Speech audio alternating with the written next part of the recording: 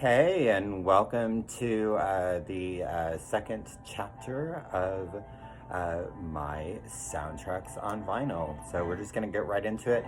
I missed a couple, and I'm probably going to throw more in it. There'll be one more video. I have enough for 3 videos. And like a lot of if I have an artist, they're predominantly, it's them on the soundtrack, then it actually goes into that artist's catalog. In how I organize everything. So I did miss a couple. One of these is early, one of these is late. But the first one being, of course, the Beaches soundtrack with the ever so lovely Bette Midler. One of my favorite films. Cry, cry, cry, cry, cry. Of course, you have a young Mayim Biak, who, was Blossom and was in Big Bang Theory and all of that. Of course, most popular song off of the soundtrack was Wind Beneath My Wings. And my brother thought he was cute and would say, "You are the wind between my cheeks," and go, make fart noises because, he was fun. Not really. When did this come out? 80-something, 86? 88, 1988. I love her version of I Think It's Going to Rain Today. Of course, Otto Titzling. Hello. And she, Baby Mine, she sings that so beautifully. And then, of course, we have the Rose soundtrack, which is loosely based on the life of Janis Joplin. Fantastic film, fantastic soundtrack. Of course, the title track, The Rose, probably still one of my favorite Bette Midler songs, ever. 1979 is when this was released, and just absolutely love it. Good morning, Vietnam! So yes, the fantastic film, Robin Williams. I love the soundtrack. I love the, the excerpts from his radio show. Robin Williams was hilarious. It's got some, Martha and the Vandellas, Beach Boys, Wayne Fontana, James Brown, the Vogues, Marvelettes. Just a really fun soundtrack. Of course, you can't be a gay if you don't have Grease. I guess you can be a gay and not have Grease, but mine's actually in pretty stellar condition. I had another copy of it. It was crap. It was scratched up. And what's funny about this soundtrack is I like a lot of the songs that were just in the background, that were in the original Broadway play, which I've seen the Broadway play 2 or 3 times. Once, the Big Ragu, Carmine from Laverne and Shirley, played the Teen Angel, so that was fun to see him. But I love It's Raining on Prom Night and Freddie My Love, which was in the Broadway stage production of it, but was just in the background, playing off the jukebox and things like that in the movie, in the theatrical, which was 1978. I also have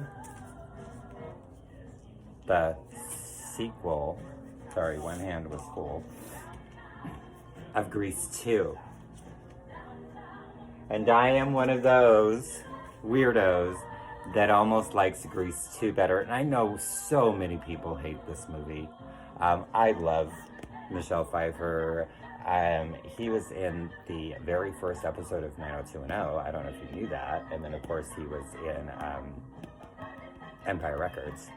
Right? Empire Records? I love that film. So good. But I like the music better in this. You've got Score Tonight, Cool Rider, Back to School, Reproduction with Tab Hunter. The only one I really don't like is the song that Michael Caulfield does, Charades, which is Charades, so stupid. And I'm walking through the halls, and whatever. Stupid charades. My Happiest Millionaire. This makes me think of my mom so much. Fred MacMurray, Disney film. You've got a young Leslie Ann Warren, John Davis, who later, of course, hosted the Hollywood Squares. Why do I keep forgetting it? Tommy Steele, I believe he was in Finian Rainbows as well, or Finian's Rainbow. It's got, a little booklet in it there. This was actually sealed when I got it. So I am the only owner. I did have a cat that loved to think my vinyl was her scratching post. And so unfortunately I have some spine damage on quite a few of my albums from that darling kitty cat named after the great Dolly Parton, Dolly. And that brings me into, I don't know if you guys remember these, but they had a lot of these back in the day of the storybooks on vinyl. And so it's little 45s. Most of what I have are Disney, but this is the story of the happiest millionaire on a little 45. And so I just wanted to segue into these real quick just because they were fun. I also have the Gnome-mobile, we're jogging along in the Gnome-mobile. Pete's Dragon, and The Gift of the Mogwai. So those are just some that I found at like a antique toy store in Seattle. I cannot remember the name of that place, but it was fantastic. One of my favorite directors, and I know I've probably mentioned this before, he's just insane and from Baltimore, and I love him and his quirkiness. This is his dance film, Hairspray, which of course was later turned into a Broadway musical, and then that was turned into a film. But this is the original soundtrack for Hairspray. I love this soundtrack. I love this movie. I mean, Hairspray, the opening theme, the theme song, I'm Blue, the Gong Gong song I Get, Town Without Pity, Foot Stompin', Shake a Tail Feather, I Wish I Were a Princess. I love it so much. And then, of course, that was our debut of the amazing, beautiful, wonderful Ricki Lake, who destroyed her hair for this film. Crybaby is probably my absolute favorite out of John Waters' films, and sadly, that has never been pressed on vinyl. So, if it had, I would own it. I'm one of those that I actually prefer the film soundtrack over the Broadway soundtrack. I love Jesus Christ Superstar. It is one of my absolute favorite musicals of all time. Tim Rice did the book, Andrew Lloyd Webber did the music, and you've got Yvonne Elliman. Could We Start Again? I don't know how to love him. I love this film so much. Kids Incorporated. Now, I know it's a TV soundtrack. It's on the K-Tel label, and it's BU3220. And Kids Incorporated was this cheesy 80s kids teenage program where they worked and played in a band in a little restaurant, a fictitious restaurant, or fictitious, or whatever, fictitious. And the wonderful, beautiful Martika is how she got her start. Unfortunately, she released 2 albums and we never ever heard from her again. She was known as Gloria on Kids Incorporated, and a very young Stacey Ferguson, later known as Fergie in Black Eyed Peas. And you can kind of see her here a little bit, but the picture's so small. But there she is with her tambourine. I mean, go ahead, Miss Fergie, okay? La la la la la la la la la la la Bamba. I love La Bamba. I love the soundtrack. It looks like I got this at a Goodwill for 99 cents. If I'm remembering correctly. It's been a while since I've listened to it. It sounds pretty great. I don't think there's any scratches or anything. Of course, Los Lobos did all of Richie Valens' songs. Not all of them, but for the film, he did, they did Donna and We Belong Together and La Bamba. Come On, Let's Go, My Head. But, then there's the artists of the time. You've got Brian Setzer doing Summertime Blues. Who Do You Love, Bo Diddley, which I believe that's an original. What is the Lonely Teardrops? I love Lonely Teardrops. So good. I mean, you gotta have a picture disc of Little Mermaid, right? Hello, with my queen, My poor, unfortunate soul, Miss Ursula. So good. Playing in the background right now. Little Shop of Horrors.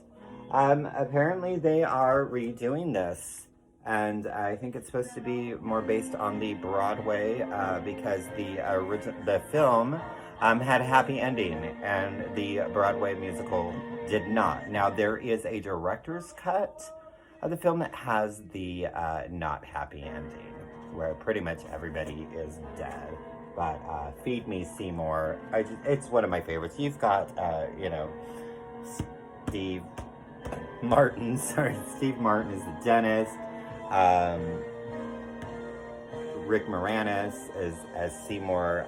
Just one of my favorite films of all time. And then, of course, the Doo-Wop Girls, who are my favorite. You had a young Tisha Campbell and Tichina Arnold, who were later.